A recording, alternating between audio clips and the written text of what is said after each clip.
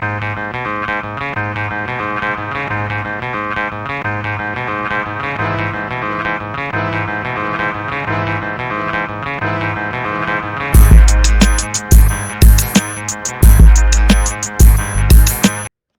everybody. Welcome back to another episode of the J Rock Show. Happy Friday. I know it's what you've all been waiting for after the SWBA draft last night, but we're not here to talk about the draft. Maybe we'll touch on it next week with whoever that guest might be. Let me know who you think that should be all over social media. But today, I'm sure you saw the tweet from Wednesday. I am joined today by formerly of the H-Town Hoopers, now with not with Gulf Coast Lockdown, with Ole Miss, Mr. Devontae Langford, the Ole Miss freshman. Welcome, Devontae. Good to have you on the show. How are you doing today? I'm doing very well today. It's been a very calm day today. It's pretty early. Not too much things happened today. You were you coming from the gym, or did I catch you on a big work? You said it was a light day, but what's what's It was just a little. what's your workout routine look like? Let us know. Well, it's mainly just genetics. I do like to run and hike and all that. I don't do many workouts. It's just like it comes natural to me. Okay.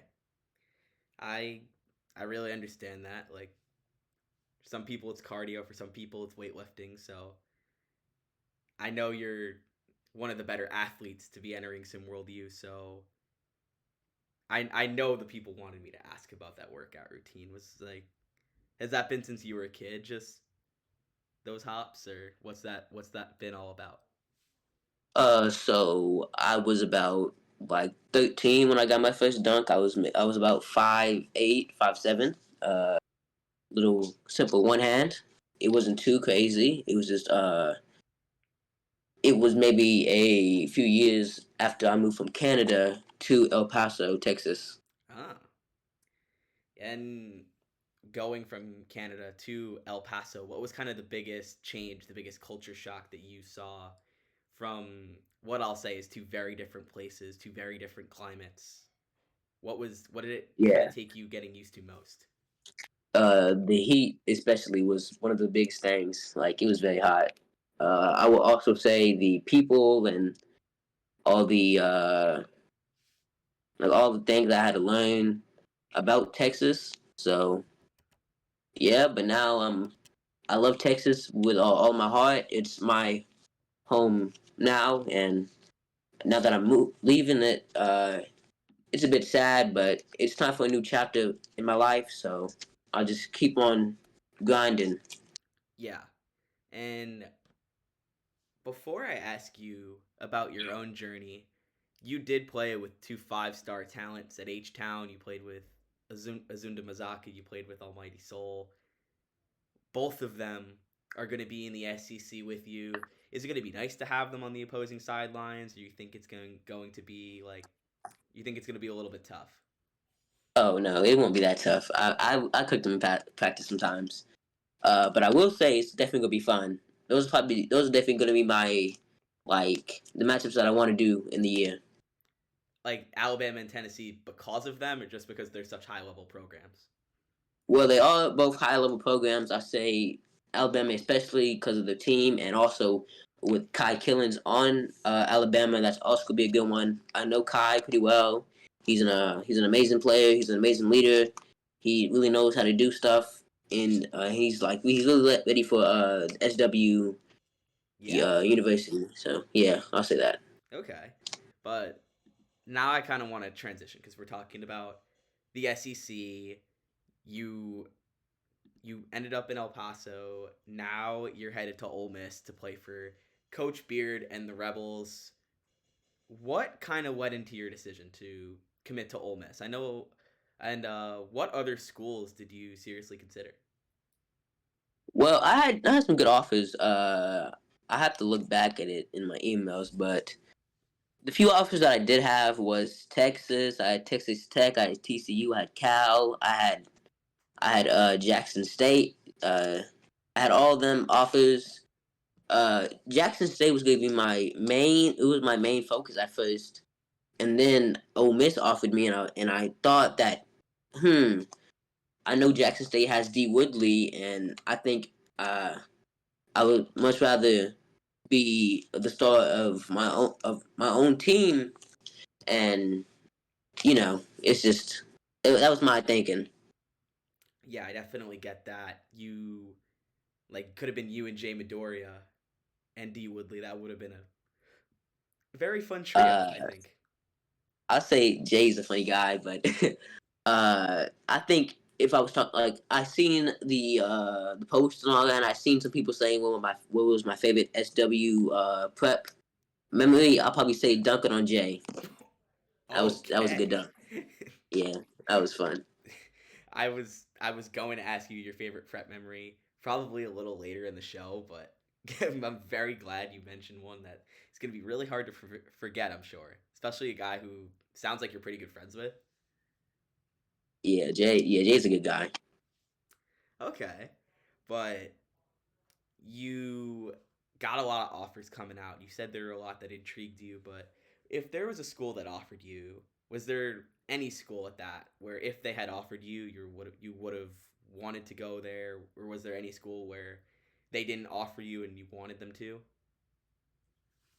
Well, I really didn't because I had offers from Texas and Texas Tech, but I'll say if I had an offer from programs like Tennessee or Alabama, I would automatically commit because of just the history of the program and just to be a good team and compete for the title. Yeah, I absolutely get that. Alabama just made the quad, so kind of, but they also have a roster that has DJ Childs coming back. And they have 3 5-star recruits. Is That's a place where it might have been a lot harder to really see the floor early. You're gonna have a lot more wiggle room at a place like Ole Miss. Well, in that, as you know, Alabama has amazing facilities and an amazing coaching staff. I think I would uh, I would have adapted pretty well, and I would have been fine with staying on the bench for a year or two. Uh, yeah, and also Seoul committed there, so that would have been my main destination because Seoul is such a dominant player Yeah. all around. So you mentioned saying you wanted to commit to Ole Miss because you were going to be the guy there early, but you wouldn't have had a problem sitting on the bench at Alabama compared to a place like Jackson State. Why is that?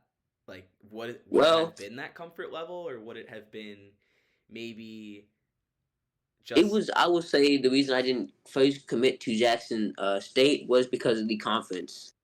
Uh, the American doesn't really get too many looks from teams, and you don't really hear much players coming from there.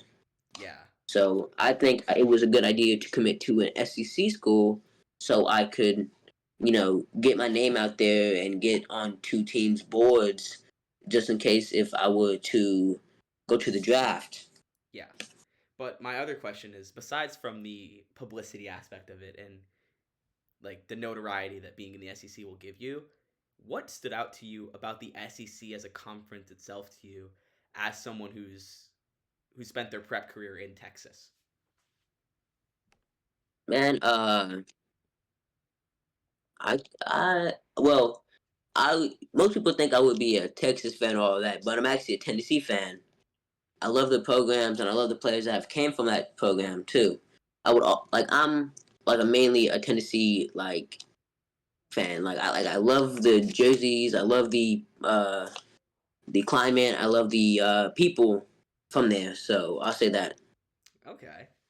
Yeah, I definitely understand that. So, sure, will we be seeing you rep any Trey Turner SWBA merch in the next few weeks, months?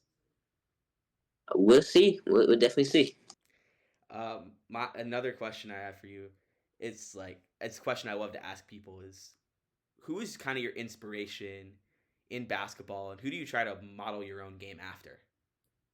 Well, I'll say when I was a little bit shorter, I think I was about 6'1" going into my first year of prep, and then I hit the growth spurt going into prep. So my first was Derrick Rose because of my play style, and then as I grew and I gained some weight, and I kind of like made my game better, I would say I started looking more towards a Jamal Crawford and a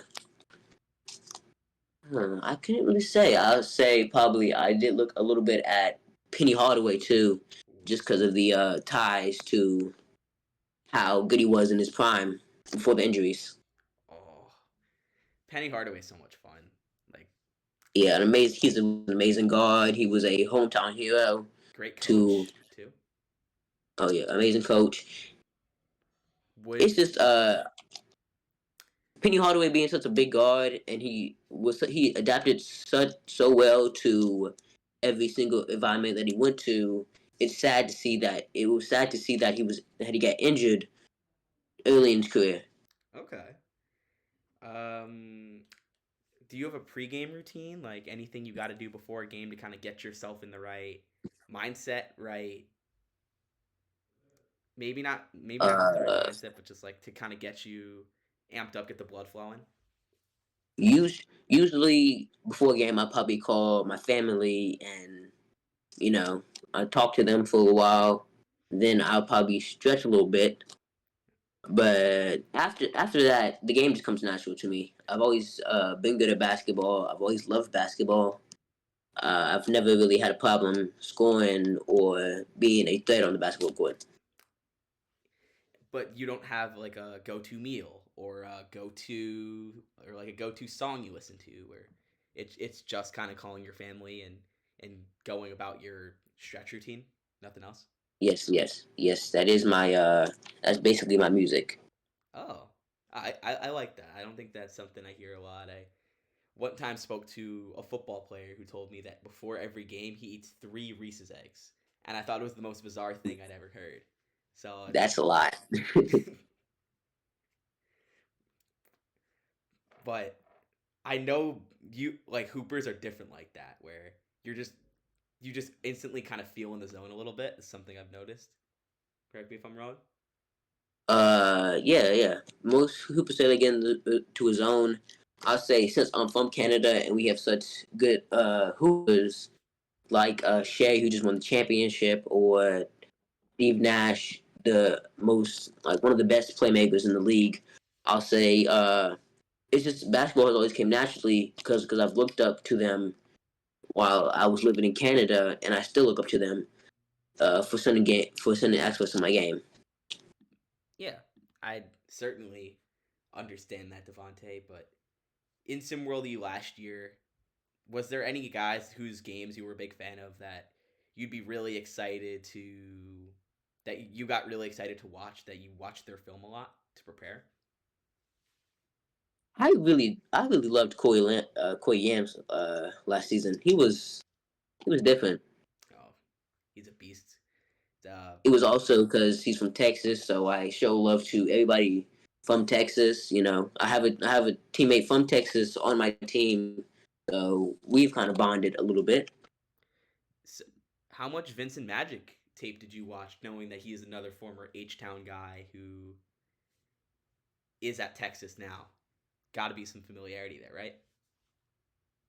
Uh, I wasn't too familiar with him, but I would like to talk to him and maybe hang out a little bit. If I ever go back to Texas, I love everybody from Texas. That's why I talk to so many people from Texas. Like I talk to Kai on a weekly basis. I talk to Soul. I talk to all these guys, and it's just we get along because we're from the same place. Yeah. And what is your drive to be great? Uh, it's all about family, man. It's all about family. I would sacrifice anything for my family. Okay. And I know you're the athlete. You have all the bounce. So is there a guy from an athletic standpoint or like a dunk contest moment where you're just like, man, I would love to be in that. I would love to kind of be in those shoes. I know you're in the Stars of Tomorrow dunk contest. So I was pretty mad that I lost that. Uh, that kind of made me a little bit mad. I think I should have won that, but I'm I did love Michael Jordan's dunk contest. I watched those on YouTube a lot. He just hung in the air so long, and he was just yamming it every single time. What about that Levine Gordon dunk contest from like about around 10 years ago? That was an iconic That one too. that was legendary. Uh, uh, some people think Eric Gordon should have won, and I do think that too. His dunks were more trickier and more creative than Zach Levine's dunks, but Zach Levine still bought it, so I won't be mad at that. So Yeah, either way, I think that dunk contest could have went. They both kind of deserve to. They both kind of deserve to win it, but someone's got to lose.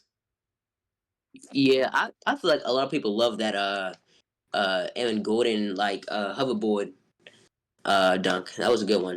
It Oh, was very creative too. that was fantastic, Devontae. But I want to know, you're headed into college. You've a lot of talent going from prep to SimWorld U. Who's the toughest player you've ever had to defend? Ooh, that's actually a good one. I can I have to really think. Uh, I'll say the team who gave me the biggest challenge was the team that knocked us out of the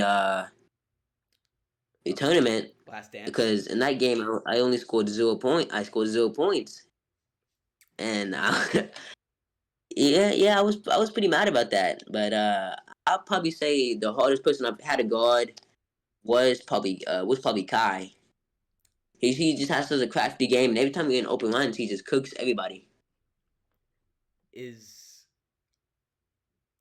is it tougher to defend a guy in an organized prep game or an open run? Do you think?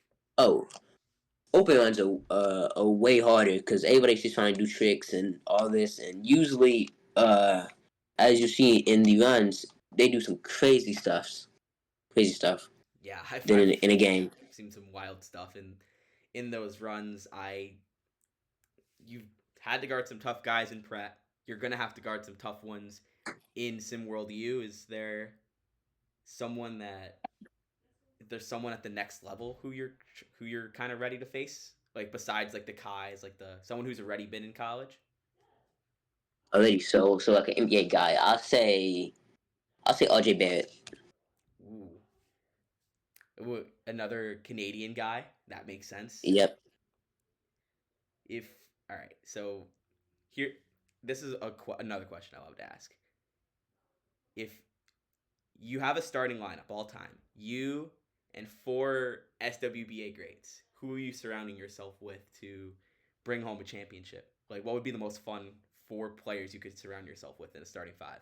So I'll be the so I'll be the shooting guard. So I'll say Steve Nash, Vince Carter. I'll throw I'll throw Melo in there too because he just has a smooth game.